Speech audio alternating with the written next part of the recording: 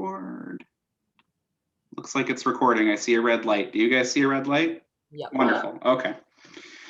So a little background about me. My name is Callum Williamson. I was an LPN, so licensed practical nurse in BC for 13 years. Still licensed as a practical nurse, but I moved over to teaching at the college, my local college in town, so Coast Mountain College in Terrace, BC. I've been doing that for 1.5 years now. It's still very new to me. And we've had lots of upheaval because of the COVID and transitioning to doing things online. So yeah, that's my background. So most of my education is, and most of my knowledge is all hands-on, and now I'm learning the academic side of actual teaching and doing the education. So I'm going to do my presentation on vaccine administration procedure. So this is something we don't teach in our program, but it's something I'm familiar with. It's not a requirement to graduate and become a nurse to know how to do vaccines. It's something that you learn after. So you have to take an additional course. Okay. For LPNs anyway. And if you have any questions along the way or any comments, please ask. Not a problem. Okay, so step one, I took these pictures in our lab at the college. So step one would be gather your supplies and set up your space. So work safe, you have to have a place to sit, you have to have a workstation at a good height, you need a sharps container for disposing of needles, just a garbage for the syringes and non-sharps garbage. The little bit of blood that comes back sometimes from giving an injection, that's not enough to have it go into a biohazard waste, so it can just go in the regular garbage. Gloves that fit you, usually a blue pad or of some sort, or a pad of some sort if there's any spill. Your syringes, alcohol swabs, sanitizer, your actual vaccines, and some Band-Aids. You also need a sink nearby so that you can wash your hands between clients. So you don't want to be giving anyone an infection or spreading germs. Step two, you would get your vaccines ready. If you're doing a mobile clinic, they come in a cooler just like this, your camping cooler. If you're working at a hospital or a public health site, they'll have a fridge specifically for medication storage. There is a sensor that they add to your cooler that changes color if it falls, if the temperature either gets too high or too low. If your vaccines aren't kept within the correct temperature range, even for a minute within that cooler, they just say that whole batch is no good and they get tossed. Again, we don't want to be putting an unstable or expired medication into somebody and causing an infection or an adverse reaction. So the next step is you bring your client in. So this is our lab assistant, Melody, works with me. You bring your client in, you verify their identity. She just told me a joke, so I'm laughing in that photo. Verify their identity, you usually have to show you a care card. And then you go over what you're going to be doing that day. So in this case, I'm going to give you a vaccine and then go over what illness it'll be covering you for, or covering your client for. So, and then you need to tell them a little bit about why you're getting the vaccine. So the idea behind vaccines is to slow down or prevent the spread of communicable diseases through herd immunity. So getting the vaccine doesn't necessarily mean you're completely immune. You can still get it, but it should reduce the symptoms you would experience from that illness. It'll also prevent the spread or slow down spread. The more people who have the vaccine, the less likely you are to have that spread happen. So public health, we normally aim for 85% or higher compliance rates with vaccines. which we usually hit. So this is just a good infographic I found online. This is for the States. So morbidity doesn't, so it says pre-vaccine era estimated annual morbidity in the US. Morbidity is not death. Morbidity is people who got the illness, became sick. So you can see it's quite high, the numbers per year. And then at post-vaccine, you can see the numbers have go down significantly. Diphtheria goes down to 0 a year, basically cured. So there's no vaccine for hepatitis C, I see. No, hepatitis C does not have a vaccine. We only have A and B. A and B are the more virulent, and so they spread easier and they cause greater complications, so they make you more sick. Really? Okay. Yeah. So next step is they have to give you consent. In the healthcare field, we are not allowed to do anything unless the patient, client, whoever gives us informed consent, and it has to be informed. So they need to know what the treatment is and any complications that could arise from it, and they need to know any alternative treatments. So if you give them that information and they still say no, I can't do anything about that. I just record that they said no. And that can be life-saving treatment as well. If someone decides that, no, I don't want you to use that medication on me that'll save my life, well, that's all we can do. Next step, you gather your vaccines, so your medication. So usually they come in a single dose vial. So the two pictures on the left, those are ampules, so they're a single dose. You break the glass top and you drop your medication from inside. The one on the right is a multi-dose vial. So it's got a seal on the top. You can draw it from it and then it reseals itself and you can give multiple doses out of it. Most vaccines come in the one-time dose, just so to avoid confusion with how much we're supposed to draw up. So that it's just, I use the whole vial and then I'm good. Gather your syringes and needles. So most vaccines are intramuscular injections, so they go into the muscle. Usually the arm, if it's a larger volume of fluid that needs to go, or a multiple dose vaccine, we would give it in the leg or the butt. The arm can only hold up to 1 milliliter of fluid before we say, okay, we can't inject any more in there because it can do damage to the muscle fibers. So then we would alternate to the leg or the butt. They can hold up to 3 mils of fluid.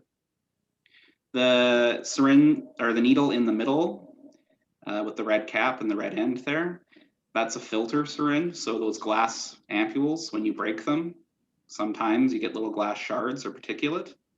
You would draw up with that filter syringe, and that's got a little filter on the end that filters out for 0.1 microns. So it'll prevent the glass particulate from getting into the fluid, so you're not injecting that in your patient. Then you wash your hands. That is the #1 disease prevention measure that we can take to prevent spreading germs, is just wash your hands. The World Health Organization dictates that you should rub your hands vigorously with warm water and soap for a minute or 2 minutes, usually just a minute. So ABCs twice.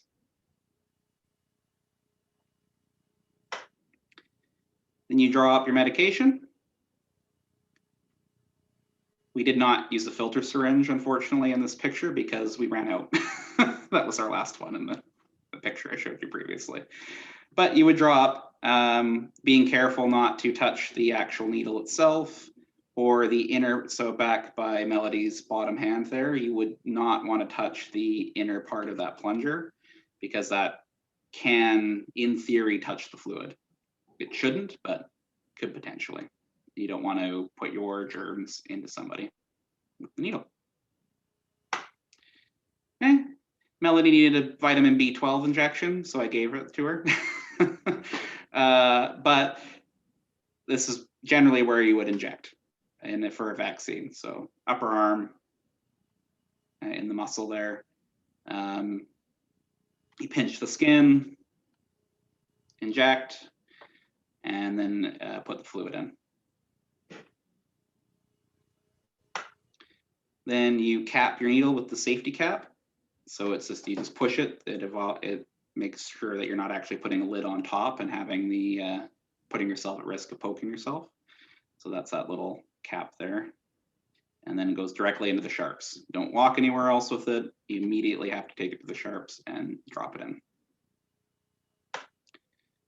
Okay, then you document. So that includes the actual vaccine we gave, so the name, the lot number, so for tracking, the expiry date, patients, identifiers, and then where we injected it. So left arm, left leg, right leg, and time and date. Common adverse reactions, arm pain for most vaccines. You'll get a little bit of redness, a little bit of pain. Best thing to do is just rest your arm. You could take Tylenol if you'd like, won't hurt you. It usually goes away in 2 or 3 days.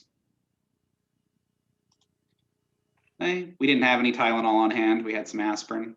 We generally don't give aspirin for pain anymore, but you could take it.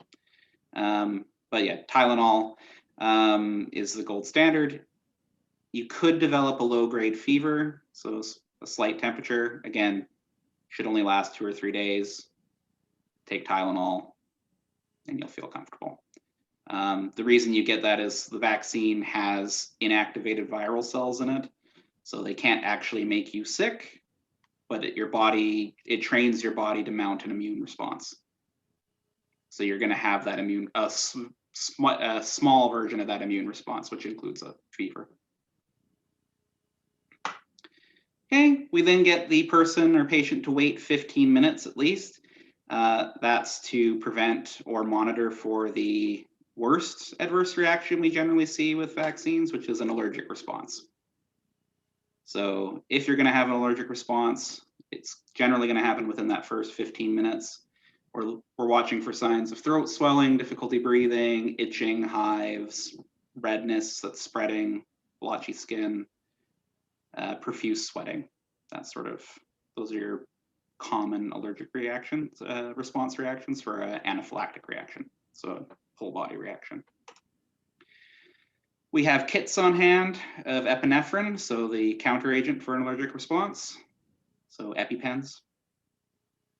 You would have one on hand. If you saw someone having the reaction, you would give them the EpiPen. They may not be able to respond, but you have to ask them, I'm going to give you epinephrine to prevent your allergic response. Hopefully they would nod at least, or say yes. If they're unable to, you can assume that they've given consent and just give it. If an allergic or any adverse reaction is reported by the patient, it can be anything. If they say that their toe itched because of the vaccine, we have to record it and report it to the federal government. As long as that patient attributes it to the vaccine, we consider that good enough and we have to report it. So, and then they investigate it. It's just to prevent, that's that quality control to prevent, we don't want to be giving a vaccine that's not effective or causing problems to the public. Lastly, nursing or healthcare in general is a collaborative practice. So it's not just nurses that give vaccines. It can be pharmacists, doctors, nurse practitioners. You can ask any healthcare professional about vaccinations. If they don't know, they'll refer you to the person who does. Yeah, so we work as a big team. My references there. Does anyone have any questions? I don't think so. Actually, I do have one. How come especially like pharmacies, they prefer to give you injections in the arm instead of, because I've found when I have to have intramuscular injections, it hurts a lot less if you get it in the butt than if you get it in the arm, but they won't do it in the butt. So I'm not sure for pharmacists, that could be a training thing. They just may not have the training to give it in the leg or the butt. You have to be careful when you're, so we call it landmarking, and that's picking the right spot to give it. And you have to be careful in the butt because there is a lot of nerve bundles and bone there. And if you miss and hit it in the wrong spot, hitting bone with a needle hurts a lot. Or if you hit a nerve bundle, that also causes lots of pain. There's also lots of arteries and veins and blood supply in that area. And if you hit a bad location, you can cause some bleeding.